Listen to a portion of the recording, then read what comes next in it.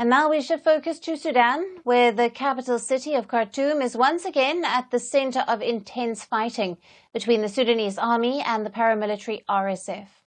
At least 23 people were killed and over 40 were injured in Khartoum as the Sudanese army launched a renewed offensive.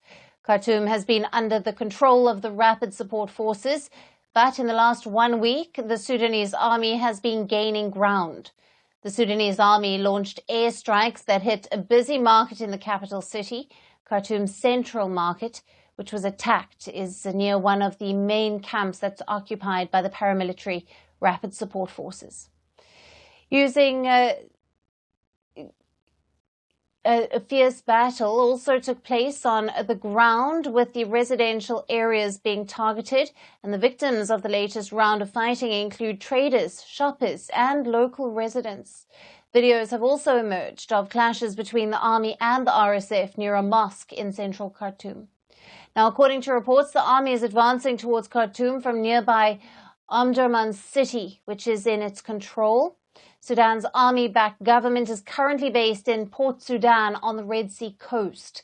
The RSF has meanwhile taken control of the capital and also key areas in the rest of Sudan.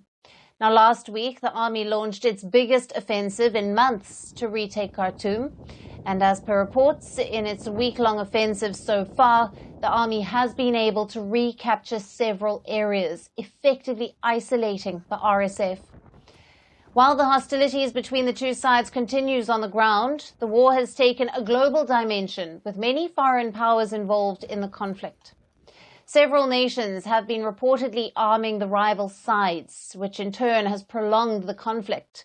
These include Iran, the UAE, Russia, China, Turkey, Serbia, Ukraine, Azerbaijan, Egypt. The RSF has made repeated claims accusing Iran for backing the Sudanese army, while the army claims that the United Arab Emirates has been aiding the RSF with weapons. Earlier this week, the Sudanese government presented the UN Security Council with what it called new evidence that the UAE is arming and supporting the RSF. It said in a letter that the Sudanese army found boxes of UAE-supplied ammunition and medicines as they cleared an area previously under the control of the paramilitary in southeast Sudan. Sudan further accused the UAE of recruiting mercenaries from various countries to fight alongside the RSF and provide them with financial, logistical and diplomatic support. The Sudanese army called on the UN Security Council to condemn the UAE and take action against the Gulf state.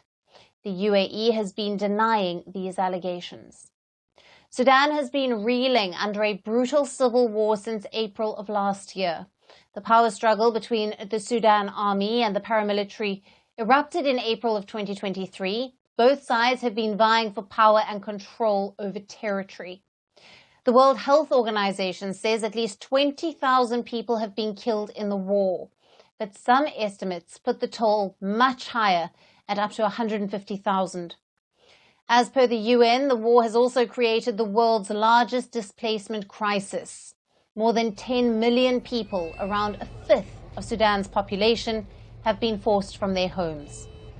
Humanitarian efforts have been little success in providing relief to civilians, while the Sudan war becomes the center for a global power play. It's the people of Sudan who continue to face the brunt of the brutal rivalry. Firstpost decodes the U.S. election. Explains how America chooses its president.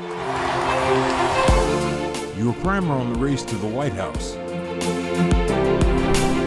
Everything you need to know about how America votes and its global implications.